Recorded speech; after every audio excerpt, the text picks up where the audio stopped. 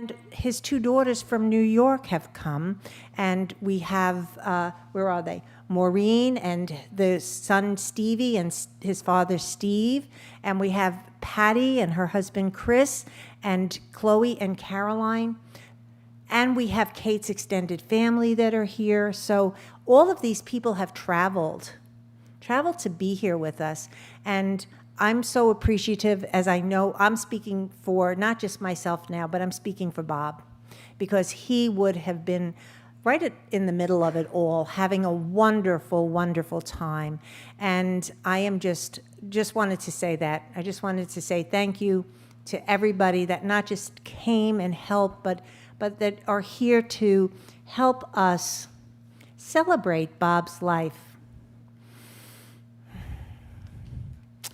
You know, celebrate his life, because one of the things that really came clear to me as I was going through all these pictures, which took over a day, was how rich and full his life was. And, you know, I keep thinking it came too fast. You know, the end came too fast for me anyway, for my brain to understand where we were going. But in retrospect, looking back, it was blessed the whole way. And so it is something to celebrate, you know, a life beautifully lived and demonstrated by this turnout. So thank you, everyone. And now what I want to do is I want to invite my dear friend, Reverend Kathleen.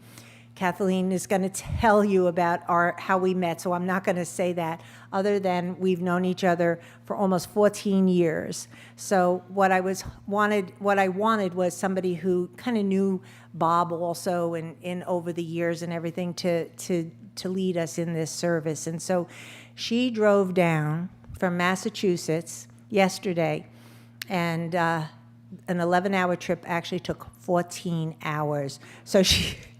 Last night, as we were decompressing in my house, she was saying, I still feel the movement of the car. And she goes, it's like, it took like a couple of hours for that decompression to happen. So I can't tell you how appreciative I am that you did this big trip to be here. Oh, and guess what? Our speaker for Sunday called me this morning as I was getting ready to say, I'm sick and I can't come. So Kathleen's going to pinch hit and be our Sunday speaker as well. So good thing. Good thing she drove down, right? Come on up.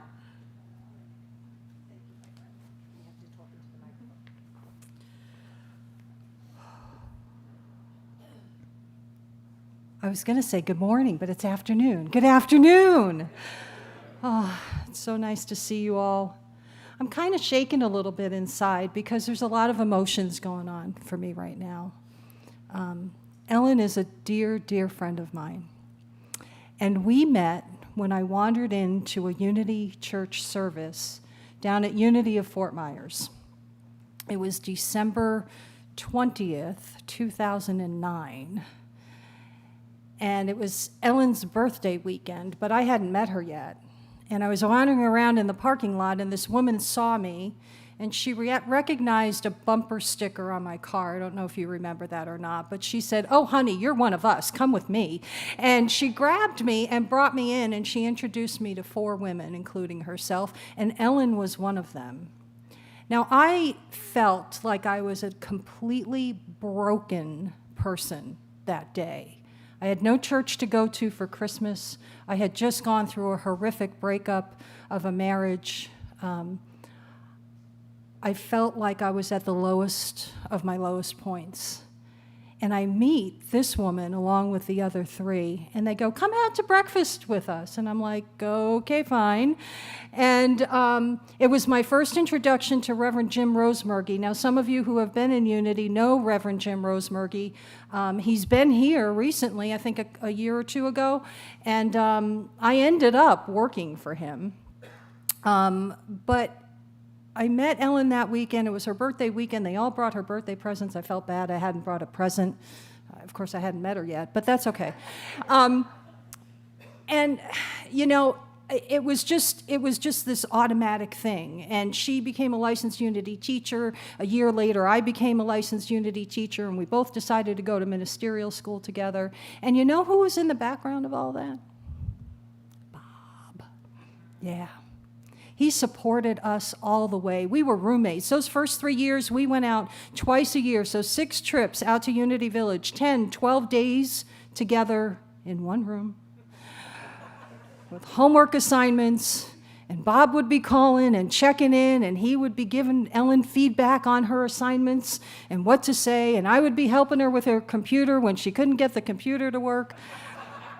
And I'd be late on my assignments because I was helping Ellen with the computer. No, just teasing. We've been connected for so long, so tightly, that this is the only place I wanted to be today, to remember Bob and to help celebrate his life. That quote, "A life so beautifully lived deserves to be beautifully remembered," right? And that's what we're going to do today. So I'm going to ask you to join me. I'm going to do an opening prayer, and then I'll do a little talk, and then we'll go from there. We'll see where this goes. I can't wait to hear what I have to say. Tomorrow is the same situation, so we'll see where we're going with all this. I invite you to just take a deep breath with me now. And as we exhale out slowly, we are reminded that we are one. That there is no separation. We are connected to the one power, the one presence in the universe, God. And that connection can never be broken. And just keep breathing deeply and knowing that we are breathing as one as I read this poem from Henry Van Dyke, called "Gone from My Sight." I am standing upon the seashore. A ship at my side spreads her white sails to the moving breeze and starts for the blue ocean. She's an object of beauty and strength. I stand and watch her until at length she hangs like a speck of white cloud just where the sea and sky come to mingle with each other. Then someone at my side says, "There, she is gone." But gone where? Gone from my sight. That is all. She is just as large in mast, hull, and spar as she was when she left my side. And she is just as able to bear her load of living freight to her destined port. Her diminished size in me, it's in me, but not in her. And just at the moment when someone says, "There, she is gone," there are other eyes watching her coming, and other voices ready to take up the glad shout. "Here she comes." And that is dying. And so this afternoon, we hold Bob in our hearts. We look forward to hearing the shared stories from people, from celebrating the life that was his, for thanking him for all that he gave to us. And we thank God for Bob, for Ellen, for his entire family, all who knew him, all connected in unity. Knowing this, understanding this truth, knowing that he is right here, right now in our hearts, we say thank you. And so it is. Amen.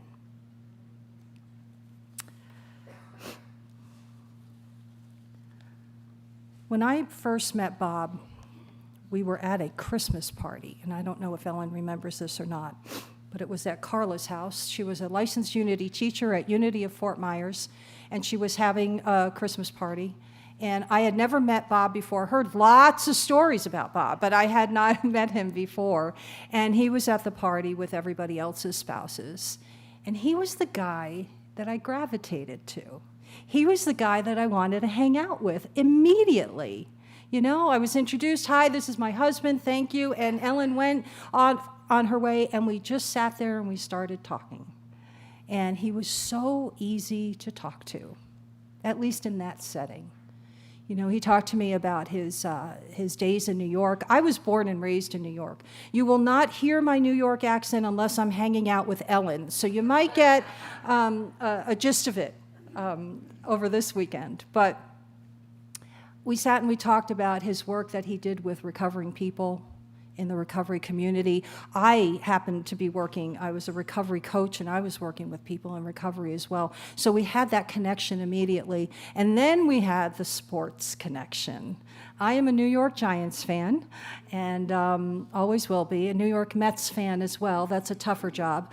But Bob and I would always talk about the New York Giants, and I would always follow his pics on Facebook. If you were Facebook friends with him, he had those pics. I always followed them very carefully to see how close he was. And but we just hit it off right away. Now, when Ellen and I were in ministerial school, I think one of the first classes was prayer and meditation, right? Prayer, meditation, ministerial school, and the first week's assignment is you got to get a prayer partner. And the teacher says, and I'm going to randomly choose your partners. Guess who I got paired up with? Out of 20, there were 20 or 25 students in that class. I get paired up with Ellen.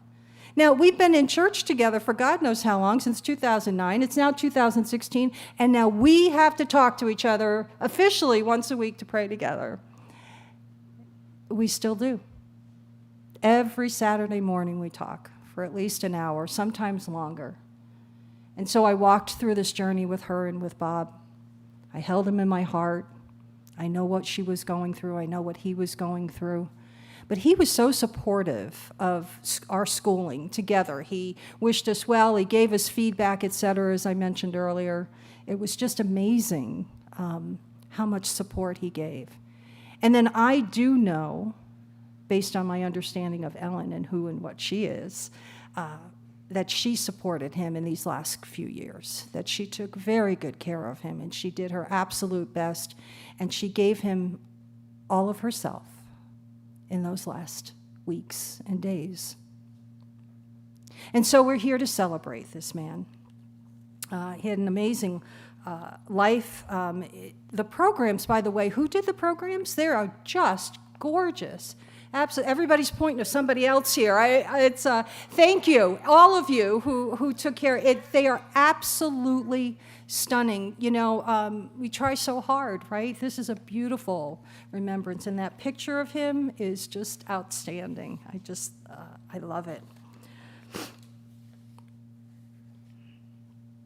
I was reading through the obituary, and I think it's on the back of the program, and you know, it says those famous words, right? Bob is survived by his wife of 27 years, Ellen, daughters Maureen and Patty, son Rob, and grandchildren Danielle, Peter, Stephen, Chloe, Carolyn, Henry, Lillian, Andrew. What a full, I can just feel the fullness of that, the fullness of the family and the joy. Him moving, when Ellen said that they were going to move to North Carolina, I went, what? Bob said he would never move. We had that conversation, 3-4 years? We're ministerial school. Yeah, he's not leaving Fort Myers. What do you mean he's moving? But it was to be with family, right? And now we know why. That connection. So one thing I want to remind you of, in Unity we talk about oneness, right? And sometimes we can use words that just, we're one. But the truth of the matter is that if you really believe that we are one, then here's a couple of truths you need to remember. Number one is that connection that is with the creator of all that is can never be broken. You can want it to be broken. You can will it to be broken, and it won't happen. No matter what, you will always be connected to everyone else. Everyone. No exceptions. There's a couple of people in Washington I'd like to cut out. But anyway, that thought, that no separation, no matter what, is very, very comforting. Because no matter what, whether you feel it or not, you're connected to Bob. He's here right now. He spoke to me last night.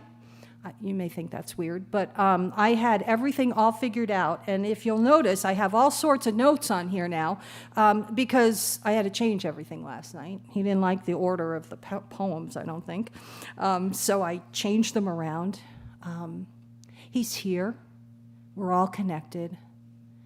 And the same is true when you think about the connection to God. Whatever your relationship is to God, whatever your definition of God is, because I guarantee you that as many people are in this room today, we all have a different definition of what God is. Some more traditional than others. So you might call God universe or spirit or source. It doesn't matter. As long, that might be him calling now. It doesn't matter how you define it as long as you remember that you are connected. It's never going to be taken away. You can't break the connection, and no one else can break it for you, right? I don't know about you, but it gives me such a sense of confidence when I remember. I don't always remember. And I understand that I am standing in front of you today as an ordained Unity minister, which happened approximately almost one full year. It was a year ago. Ellen was out there for my graduation. And, but you know what? I forget too. Why is that? Probably because, I think Jim Rosemurgy said this first, that the first time I heard it was, probably because I am a spiritual being, living in a spiritual universe, governed by spiritual laws, having a human experience. Really?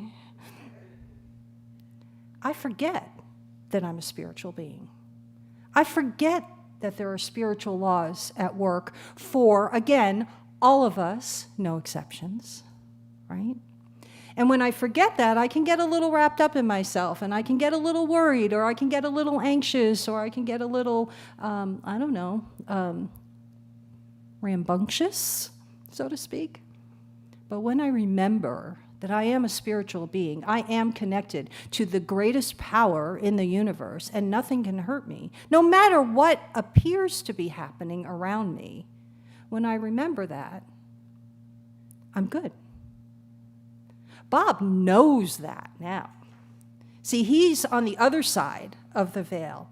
He's going to be doing great works from that side. I am a firm believer in that. I don't know what it's going to look like, but that's what's going to happen. He's with us. He's among us. He will always be among us. But we also remember that grief comes in waves, right? You can be rolling along, everything's fine, and all of a sudden you're just overwhelmed with this huge wave of grief.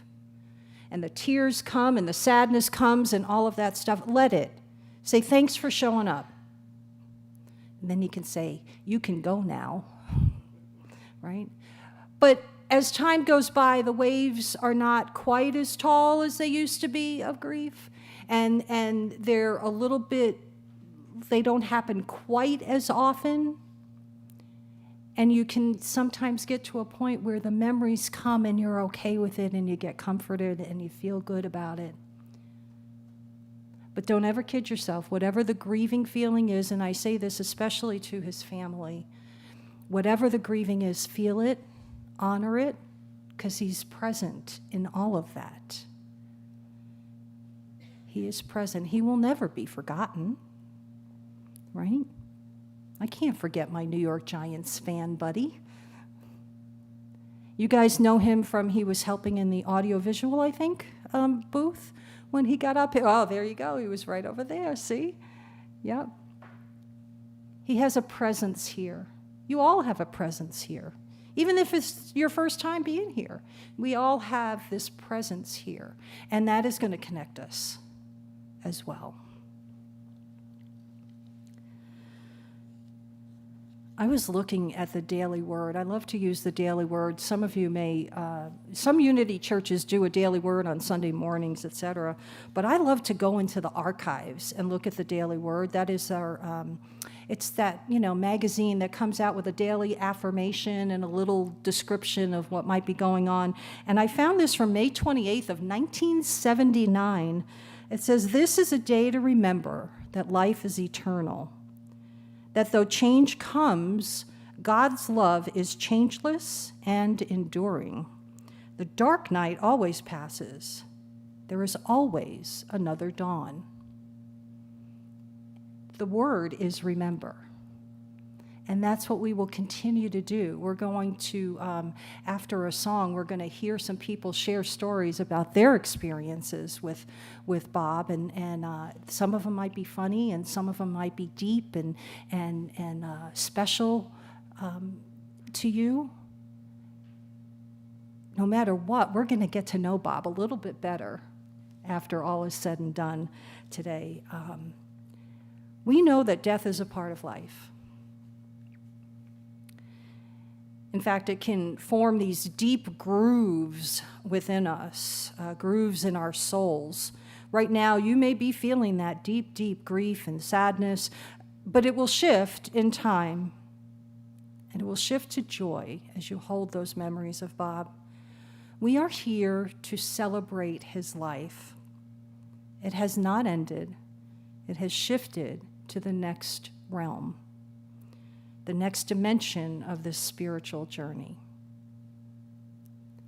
If there is anyone here today who does not believe that, it's okay. You don't have to buy into anything I say today or tomorrow, okay?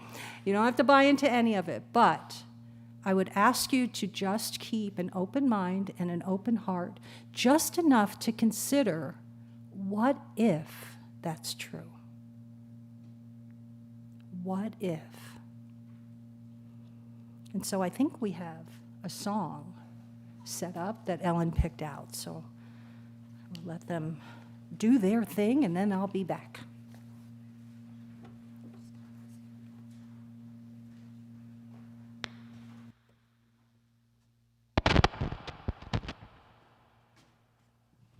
Good afternoon. My name is Nisha, and I'm the song leader here at Unity Church of Raleigh. Thank you, Bob. I am so glad we got to meet. This song is for you.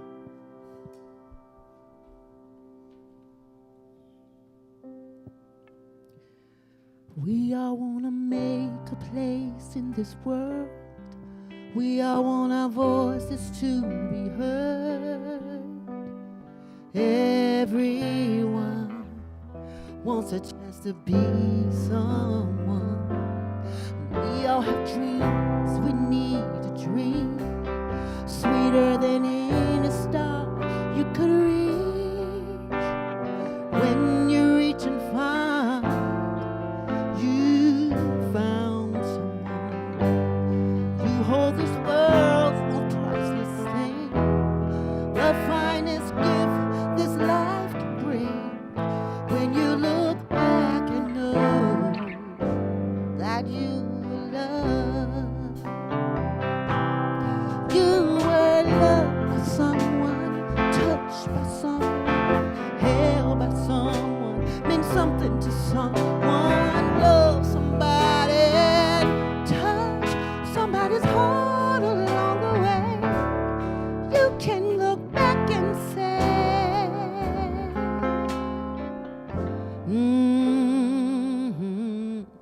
you were loved.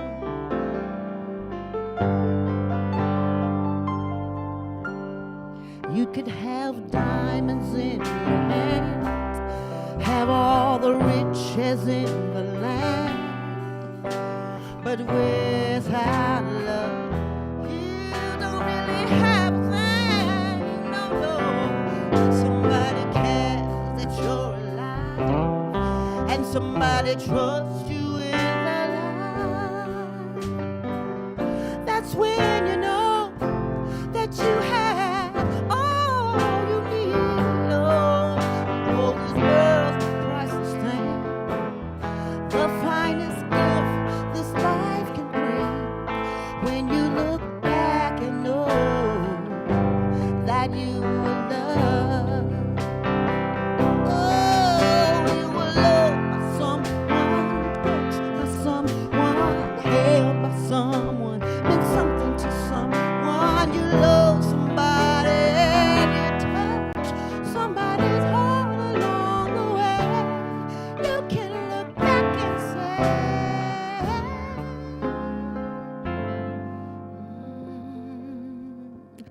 that you did okay.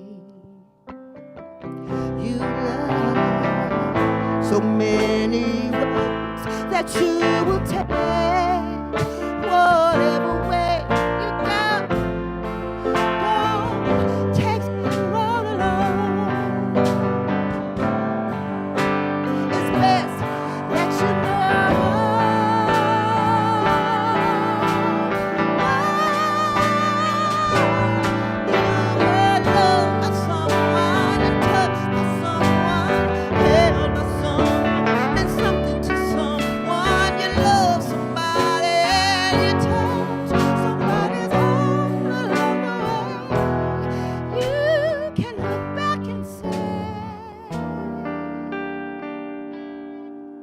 that you did okay.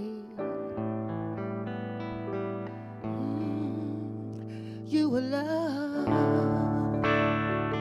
So remember to tell someone today.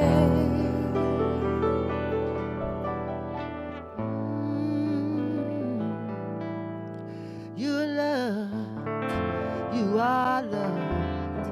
You're loved. Love.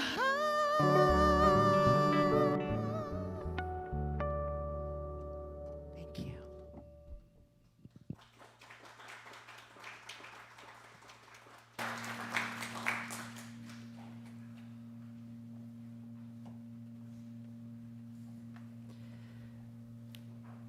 You Were Loved. What a beautiful song choice, huh? You were loved by Bob, all of you. And we loved him. And that will never change. That will never change. And so now we're at the point in the service where we'd like to invite anybody up who would like to share a story about Bob and just to give a little perspective to other people who maybe didn't know him as well as others. Is there anybody who might want to either come up here or stand up where you are? And come on up, Rob. Yep. Okay.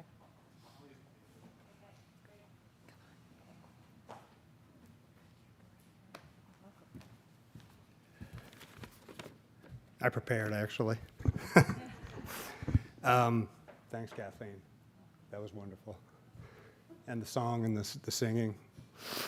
For those of you who don't know me, I'm Bob's son, Robert. And it seems like people did get to know him because I think if you knew my father, you knew he had a deep love of sports, football and basketball, particularly in the Knicks and Giants specifically. And this passion he obviously shared with me, my sisters, grandkids, and generally anyone who would listen. So he liked to talk, without a doubt. And he had a sharp and timely sense of humor and deep and varied interests. So we heard jazz music when we came in today, and that was a big part of his life, and it was always playing in the background. And I got plenty of talks and an education about that. He loved to read and sort of loved New York City history. So walking around with him, you always learn something. And I'll touch on all of these briefly for a few minutes, and I promise that it is brief. But with respect to sports, when I was growing up, I learned to love sports too. And I'll never forget the times that we tossed a baseball or a football in the front yard. There was, at halftime during a football game, I got to squeeze in a catch on a Sunday. And yet, he had willingness to answer and listen to endless comments that I had about, things that I learned about Thurman Munson or any other Yankee of the 1970s. And whether he knew it or not, he would sit there and say, "That's so interesting." So he was a good listener in that sense too. And he also, would help me, taught me how to calculate batting averages and ERAs and go through the newspaper and see how they changed every day. And that was really nice. And but like most parents, he also took the opportunity to weave life lessons into these things. And I may or may not do that to my own children, to turn a perfectly nice organization into a lesson, a nice conversation. But in baseball, some of you may know, being left-handed has advantages, right? If you're a batter that's left-handed, when you finish, you're going towards first base. And so I eat and I write and I throw a Frisbee with my left hand. So that was an open invitation to get a left-handed baseball mitt. And, you know, it was, he was dedicated to turning me into a lefty, but if you recall, like, I did not say that I could throw a ball with my left hand. It definitely looks awkward. So somehow that mitt got lost. And I think in his mind, that opportunity might have been lost. But the seeds of sort of, you know, trying to give your kids an advantage and you know, the advantage of being left-handed was sort of planted in my mind at an early age. And he also conveyed a love of reading, and we would swap books and authors and, you know, explore the word that way and have conversations about those things. He loved spy novels, detective stories, and those were things that we compared on. Occasionally I would, you know, when I was right out of college, I would shove some kind of like higher art book to him and, you know, get it turned back with no pages turned. But for years, some of our best conversations were on long walks around New York City. You know, he lived in 18th Street and First Avenue, and we would get there, and it would be like, do you want to go left? Do you want to go right? You know, and, you know, I don't know. What do you want to do? And, you know, we would usually wind up just going south and just walk, you know, to the tip of Manhattan and back, and just gave me all sorts of facts and ideas and concepts about how the city was built and developed, and I was able to use those tips in different conversations or to win, you know, Jeopardy at our house and make myself look smart. So he kind of gave me, you know, on top of understanding that being a left-handed batter was important, I had other facts and figures that I could use for some other advantage. And, you know, like I said, he was very funny and very quick, and I don't think I necessarily inherited that, but I did get, you know, I can get a chuckle, but though at my expense, you know. But I think his sense of humor transcended generations. I think there was one time, you know, like over multiple times over the last 20 years, it's been fun to watch. Our oldest son, Henry, is 20 years old, so he's been making our kids laugh for 20 years. And listening to them belly laugh to the same jokes he told my sisters and I, you know, 20 years prior to that or longer. And, you know, it was really fun to hear, and just, you know, amazing that it didn't matter how old you were. His kind of silly and stupid jokes still worked. And I knew that it really transcended generations when Lily would walk up to him and just go, say something funny. And, and he would do it, you know, without missing a beat. So he could go from right into character. So his acting career, which is mentioned in the brochure, it's not a brochure, but the program, I don't want to diminish your work, you know, is, you know, it was there. So, you know, I never thought I'd miss being asked if I had a spot on my shirt and looking down and getting that, or you know, something like that. But those are some of the silly jokes that you know, he left us with. But years after I lost that lefty mitt, I finally realized what my dad was trying to tell me about the lefty advantage. And in 1999, I married a true left-hander, one that not only eats and writes left-handed, but does everything left-handed. She throws, she hits, she bats, and you know, does a lot of things. And when I think back on the 25 years with Kate, I realized that she's the left-hander that's given me, our children, and Bob more advantage than we otherwise would have had. And she gets us all a little bit closer to first base. And so while he probably could have, he never gave me an "I told you so." So I'm thankful for that. And I think, you know, she was among his favorite Barrons as well. And they had a very special relationship. And I think she helped bring him closer to all of us in a lot of ways too. And I'm grateful for that. So I'm a slow learner. Took me a long time between the age of 6 to 30 to figure out that being left-handed was a superpower. But I latched on to someone with that superpower, and luckily I'm still here and still with her. And I think a lot of you would know about the difficulties of the last few years for Bob and Ellen, as they both navigated a world of doctors' visits, diagnoses, and, you know, while there's a pandemic going on and while in a new part of the world. So the road was difficult for both of them with periods of despair, but he would also have this sense of humor that would carry them through. And he could kind of still make a joke about everything that was going on. And that kind of helped his light shine a little brighter. And I think you all knew him only during this time period, and you guys all felt that. So, and I think that's really nice. And so, I am really lucky that Ellen, you were here to help him navigate, and then everyone here in the Unity community was able to be with them both during this time. And so, as I mentioned in the beginning, and as we've heard, my dad suffered a lifelong affliction of being a Giants fan. And while there were a few Super Bowl victories in my lifetime, the lows were still and were very low, as I think Kate's brothers will attest to. And I can still in my mind hear the groans and sighs and the oh craps, coming from the TV room on Sunday on Sunday afternoons in the late 70s as the Giants just sort of floundered with tough years. But at some point in the last couple of years, my dad, in sort of a quiet moment, just looked at me and he said, because I don't know if the Giants are going to make the playoffs again in my lifetime.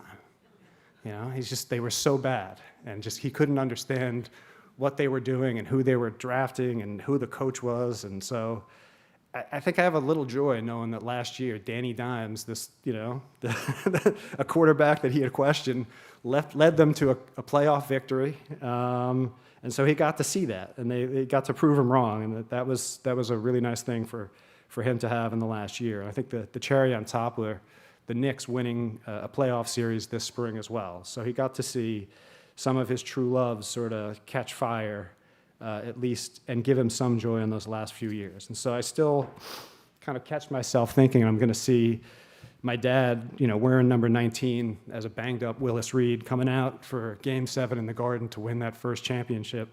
And I know it's not going to happen, but I still feel like he has some connection there.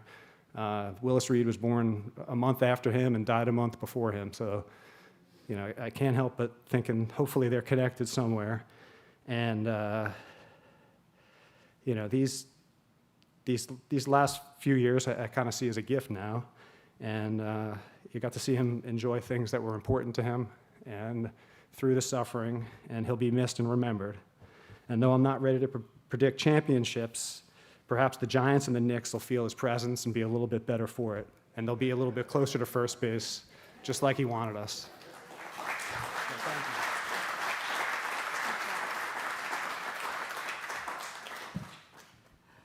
Okay, I'm all for a Knicks and a Giants championship, so I'm just saying. And I'm all lefty myself, and Kathleen, so we're bonded. Who else would like to share?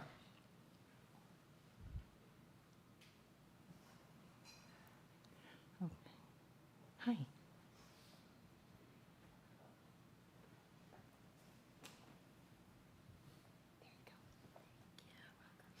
Hi, I'm Maureen, Bob's oldest daughter, and I wasn't going to get up. I told myself, and many people said, no, you just keep your dupa in that seat. That's Polish for a bad word. Keep your dupa in that seat and listen. But Rob, my gosh, you reminded me of things that I forgot. And maybe as the older one, I am the keeper of some secrets, because I think of Dad as the keeper of many of my secrets. He was the one that every time I would call him with something new to tell him, he supported me no matter what. And yet, we have a long history, and our connections, sports, yes, because I wanted the snacks on Sunday. And to get those snacks, you had to sit there. So, I was all about the food. But the food turned me into a lifelong Giants fan as well. His dad used to say to me, you gotta like Maureen. You gotta like the Giants, the Yankees, and the Knicks. Because if not, you like the Nets, the Jets, and the Mets, and you like to lose.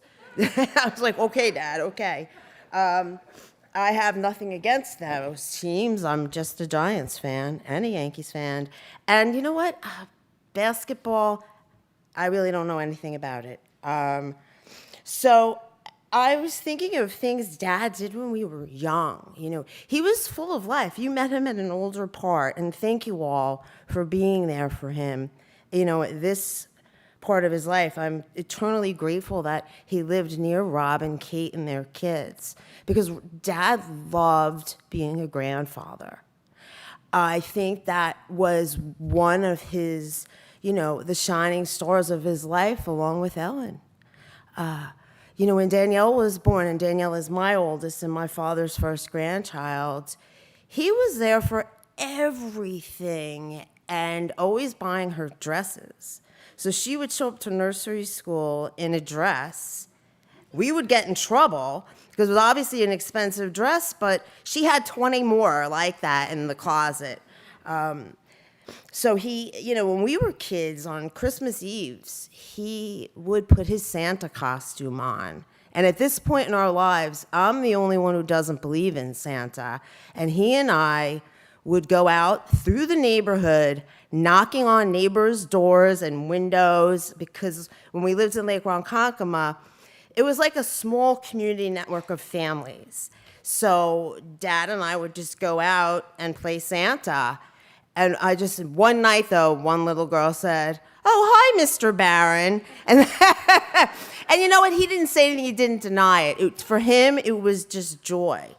Because we had a family room that was on the first level of our home with sliding glass doors. And my dad used to come, do you guys remember this? Knock on the sliding glass doors, and he'd be disappeared by the time you guys would come look for Santa.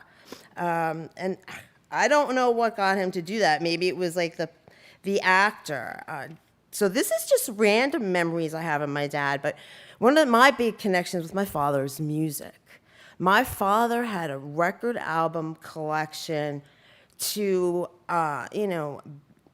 was greater than anybody I've ever known. And he introduced me to music at an early age. You know, I remember a babysitter was over once, she's going through, and she's like, "Sly and the Family Stone? This is your dad's?" Like, amazed that a grown-up, and he was probably 32 or something, but that a grown-up liked that kind of music. You know, he helped me, his love of Jackson Browne, and nobody knew who Jackson Browne was until we moved to a new town, and I remember I did, and I was singing along to the album, and that really caught the attention of a cute boy, because, you know, that was really important, but that's the memories of the music. I mean, Dad and I liked all of the same bands. It wasn't until later in life that we've had a split, and I'm a Grateful Dead fan, and my dad just does not get it. Does not get it. And you know what? I don't get jazz. So there you go. And I promised him when I was talking to him, I spent some time alone with him, and I was singing to him.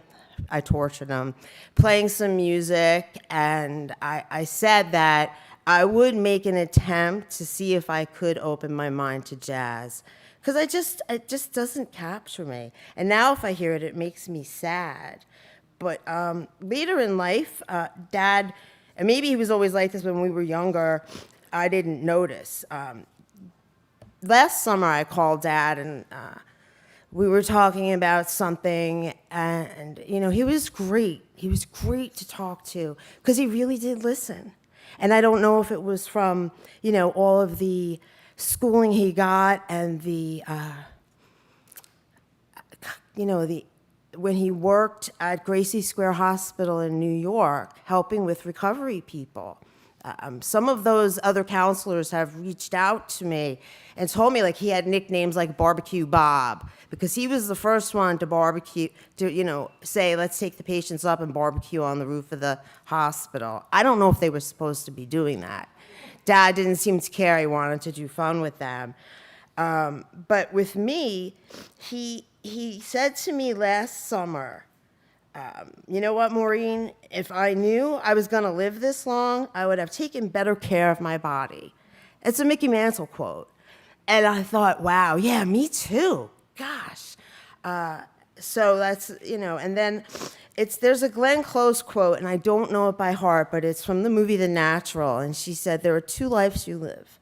The one you live learning to be who you're gonna be in the life you live. It's like meaning, and for me, it was like a lesson he was just giving me, because no matter what happened, what mistakes I made, my father would make it a learning lesson and be positive, because he too was going through his own struggles. And I spoke to him the night before his surgery, and he was positive. And I was driving from Southampton, where we spent a lot of time when I was a kid, because his parents had a house out there.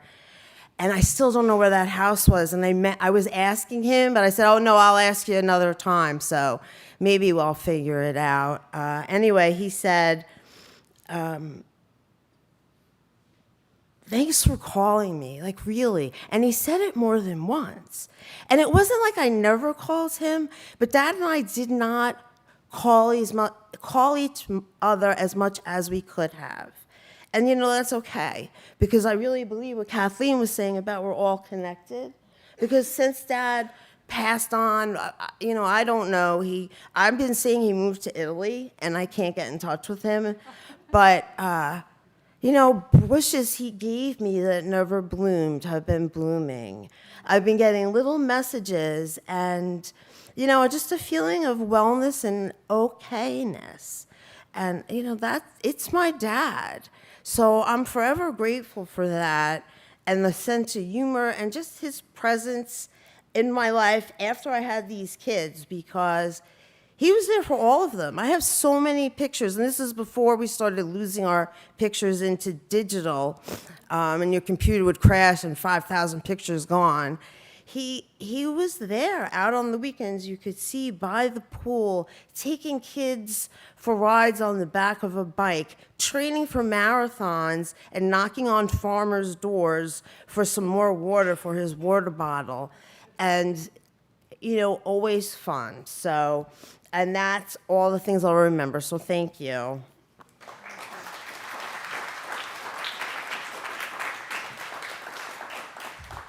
That was beautiful.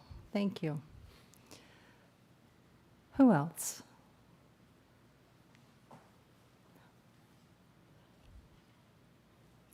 Some people are shy. You don't have to. You can wait until the reception and you can share with people one-on-one, right? Sometimes it's a little scary to think about standing up here in front of people and speaking about someone that you're close to. Any other stories? Come on.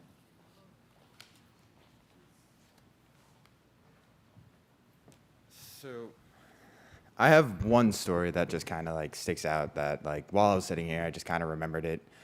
And he would always kind of remind me about it whenever we talked. So when video games kind of just first were coming out, I got a Nintendo GameCube. I think it was, oh my God, it's like 22 years ago maybe. And he was super interested in it. And he came downstairs and he picked up a controller. It was plugged in, and I apparently noticed he wasn't very good, and without him realizing, unplugged his remote, and for the better part of like 20 minutes, he was playing along on a remote that didn't really work. And yeah, it was always just a great, funny memory. I mean, if you guys all know my grandfather, every time I picked up the phone and talked to him, I mean, it was like we just kind of like hit from the last time we were talking. This past November, he butt dialed me, and we talked for 3 hours. So he was always there for me. Whether it was kind of like figuring out school, figuring out. Well, I was training for a marathon at one point, and it didn't go well. But he helped me with that, and he was always there. He always had stories. He always had similar points of his life that we could kind of both relate to, and he really was just. I mean, he was the best. I mean, really. I mean, I guess I inherited the my mom only inherited the Giants gene. I unfortunately inherited the Knicks gene, which is just absolutely horrible. You go into games and you just know they're gonna lose, but like you watch till the end anyway. But yeah, I mean, just having all of those great memories with him, and really, I can't like it. Just I've said it so many times over the years. Like any time I picked up the phone and called him, it was always like I had to like make sure I had 2 or 3 hours blocked off because I knew the conversation was gonna go on. I remember there was this one time where I had a bus to catch. And he kept saying, "Oh, I know you got a bus to catch." And then I was like in the car on the way to the bus, and he was just like, "Oh, you still have that bus to catch, right?" But really, I mean, over the years, he really just was. Man, I know I keep saying it, and it might sound redundant, but he was just the best. I mean, and just it just came back into my mind. One more memory. Again, I was probably like 3 or 4, and again, he's completely rational in his reaction to what happened. I was riding bikes with my brother, and he said, "Okay, stay outside of the house." And apparently, I thought that meant ride the bike down the road and get onto the main road. And he came out, and I thought he was scary probably for like 2 years after this, and he was like, "What are you doing?" Like, and yeah, I mean, and that really that doesn't relate to anything. It's just a hilarious story of me just being blindly, man. But yeah, I mean, again, he was just the best, and I'm so happy that you guys all got to meet him because it truly is a gift. Thank you.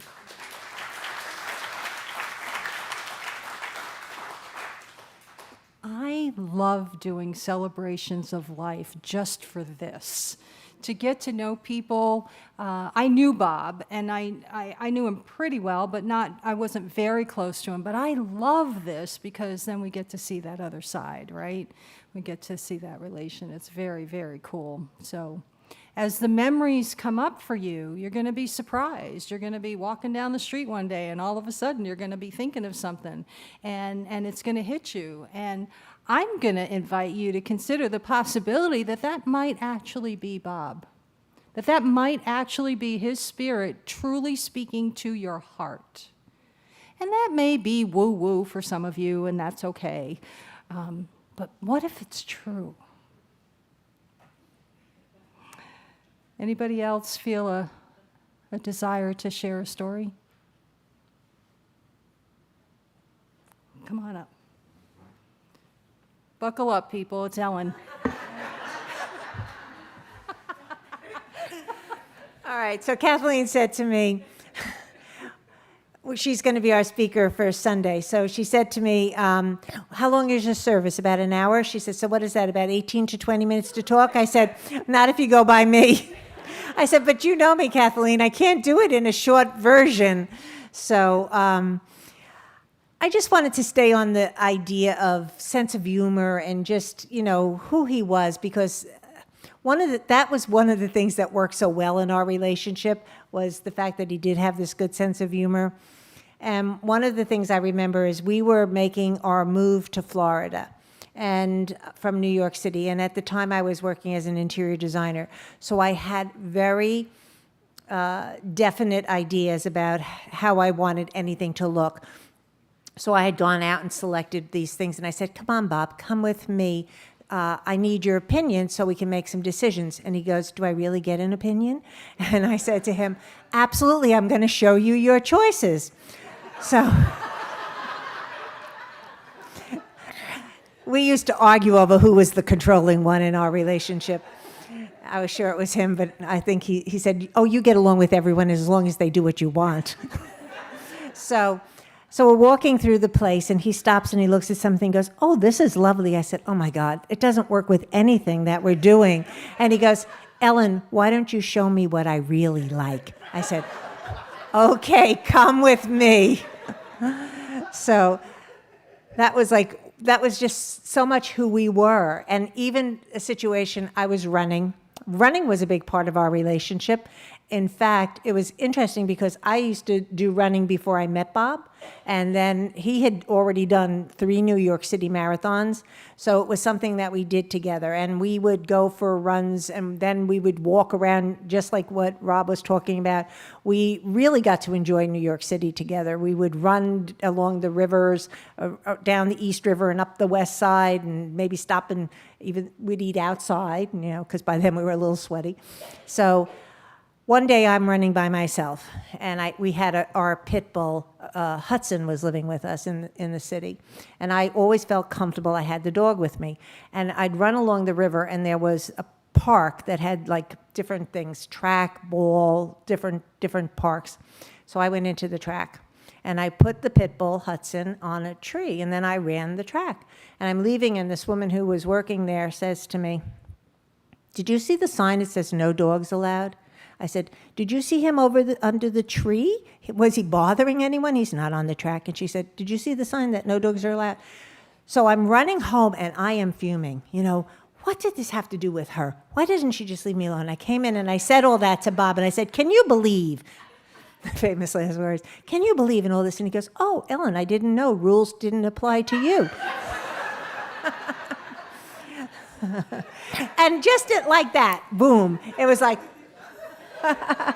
it just took me right down from like this, like I had worked myself up, while on my way home, like, what is the dog doing? He's sitting under the tree. He's not on the track. He's not bothering anyone. What's the big deal?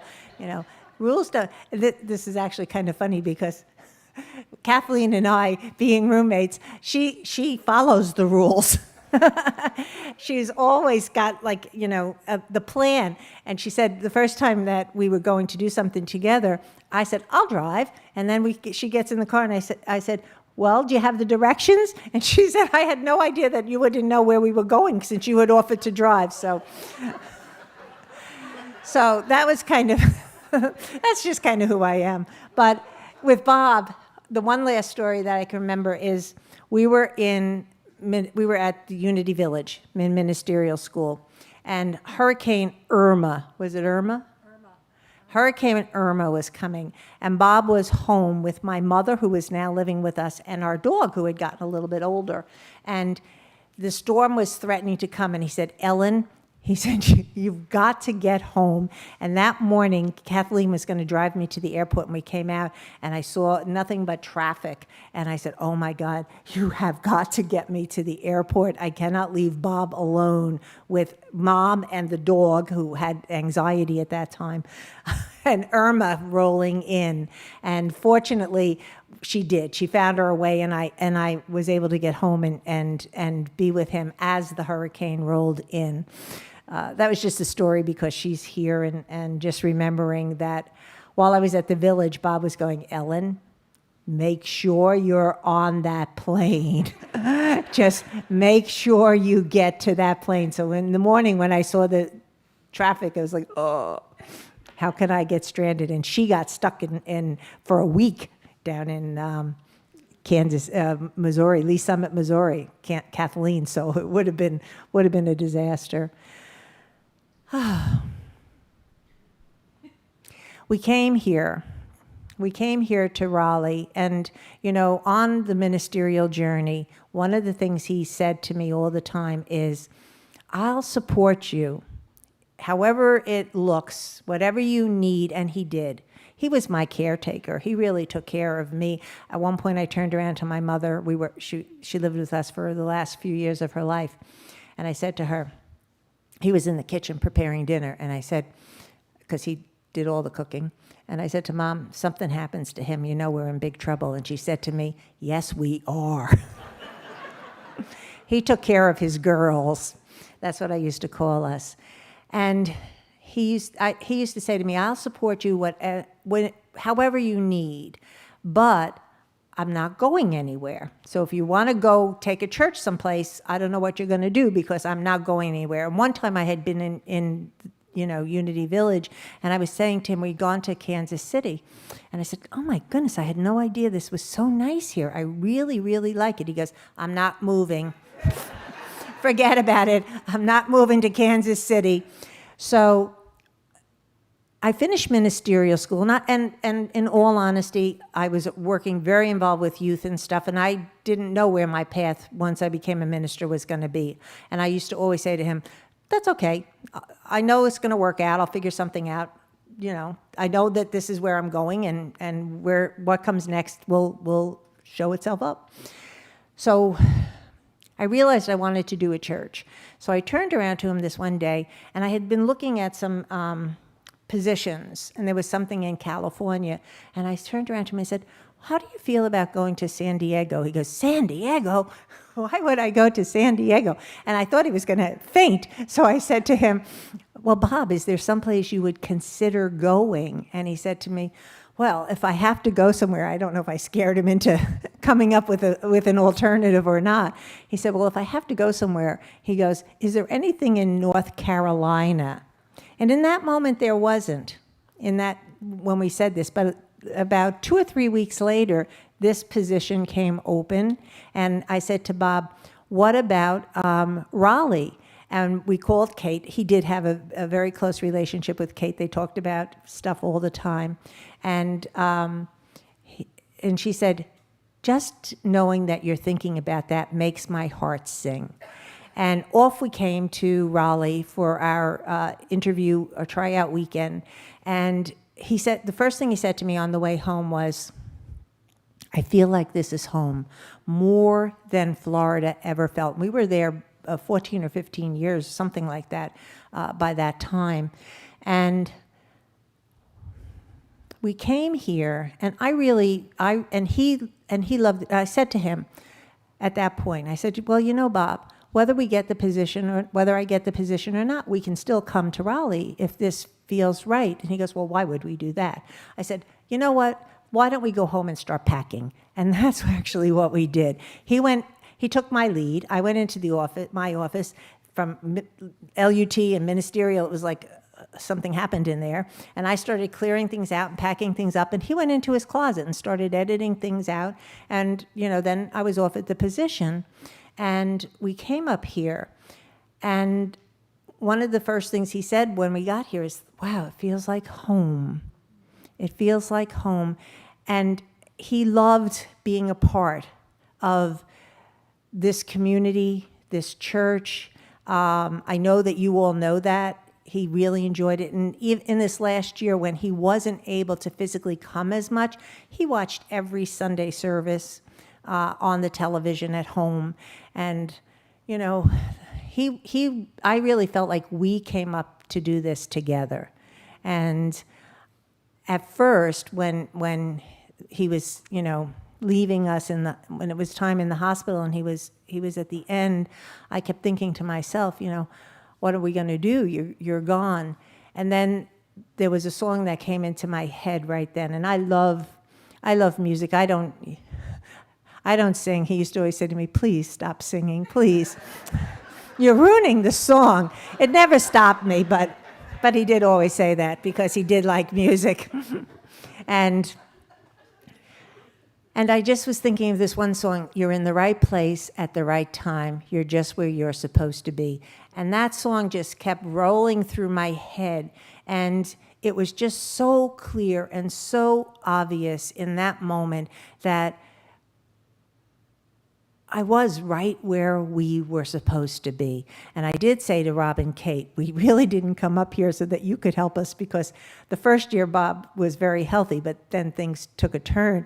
Thank God they were so close, divine order, and just having the things that in place that you need.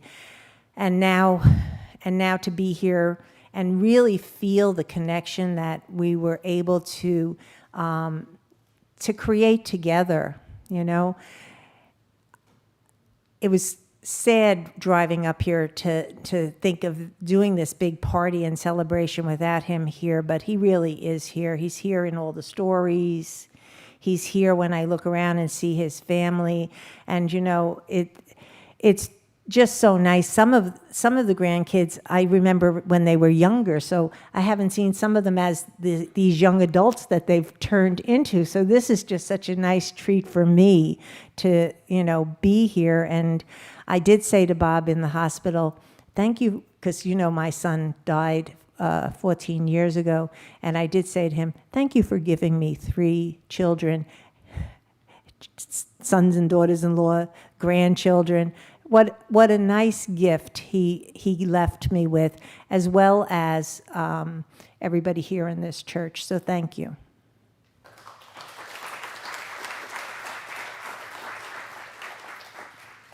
I want to thank everybody who came up and shared their stories. There will be time afterwards when we have the food. There is food, yay. And we can talk to each other and share more stories. So if there's something on your heart, you'll be able to get with other people. But I'm going to say one more thing before I invite the band to come up and sing another song. And this is what I'm going to ask you to do is support each other. Support Ellen. Support the family. Support yourselves as you all move through this time of realizing that Bob is not here in the physical realm, but he is here in our hearts. We're all going to need support. You're a community. Remember, I told you we're all connected. Whether you like it or not, you're connected. So support each other.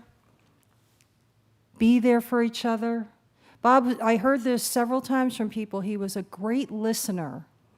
Be a great listener. You don't have to fix a thing, okay? You don't have to fix a thing. You just have to listen. Sometimes people just need to vent, right? Sometimes people just need to remember. So just listen and be there. And now I'm going to invite the band up to sing another beautiful song.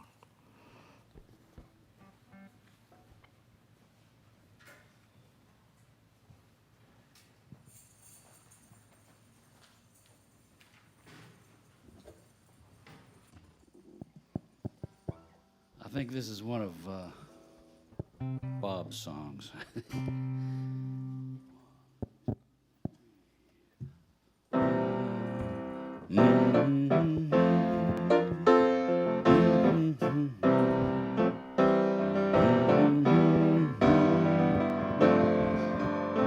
Sometimes in our lives we all have pain, we all have sorrow, but if we are wise, we know that there's always tomorrow. Lean on me when you're not strong, and I'll be your friend. I'll help you carry on, for it won't be long till I'm gonna need somebody to lean on. Please swallow your pride. If I have things you need to borrow, for no one can fill those of your needs that you won't let show. You just call on me, brother, and you need a hand. We all need somebody to lean on. I just might have a problem that you'll understand. We all need somebody to lean on. Lean on me when you're not strong, and I'll be your friend. I'll help you carry on, for it won't be long till I'm gonna need somebody to lean on. You just call on me, brother, when you need a hand. We all need somebody to lean on. I just might have a problem that you'll understand. We all need somebody to lean on. If there is a load you had to bear that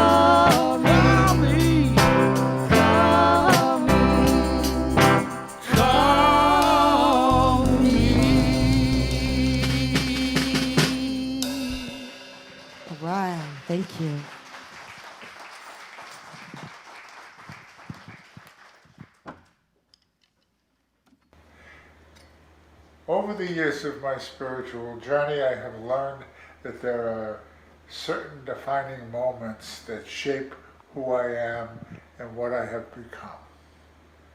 I would like to take this opportunity to share one experience with you that had a major impact on shaping my life.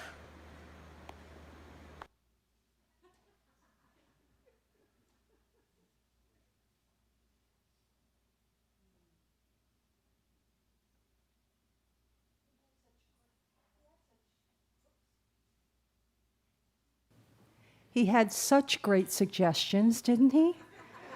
He was helping Ellen with a talk. I love it. I just love it.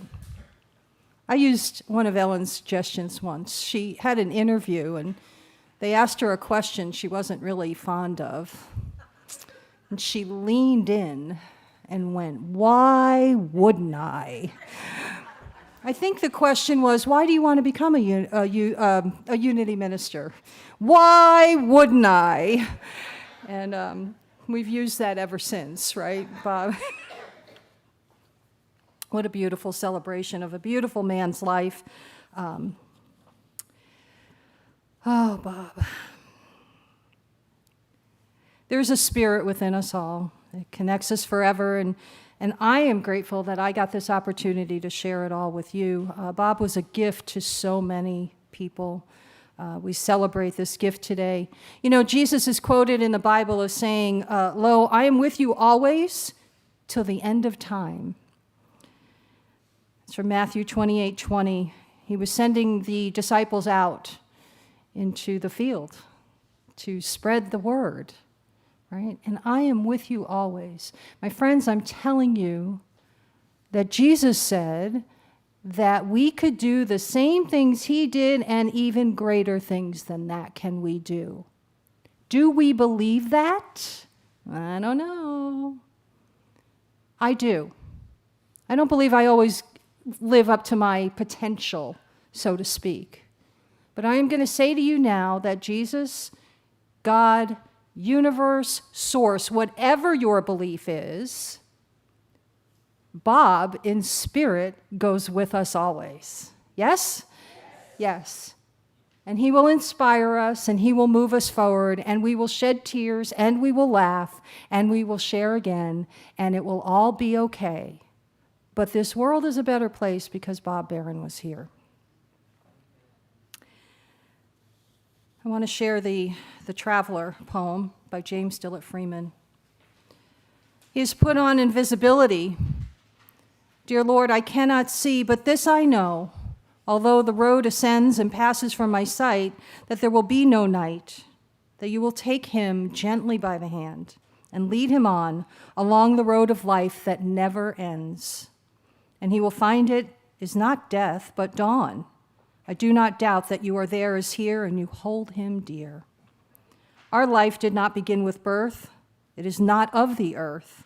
And this that we call death, it is no more than the opening and closing of a door. And in your house, how many rooms must be beyond this one where we rest momently? Dear Lord, I thank you for the faith that frees, the love that knows it cannot lose its own, the love that, looking through the shadows, sees that you and he and I are ever one. We are connected, my friends. The prayer of protection that is said in many unity churches reflects this idea. I am the light of the world. I am the love of the world. I am the power of the world. I am the presence. I am the presence of God. I am the love of God. I am the light of God. Whatever you take from that, go out and be that and show that Bob shines through you. Let your light shine for all to see. And so it is. Amen. There is a reception. I think there's food coming out. Bring food, they will come, yes? And thank you all for being here. You have been a joy to spend time with, and I'm looking forward to getting to know more of you. Thank you.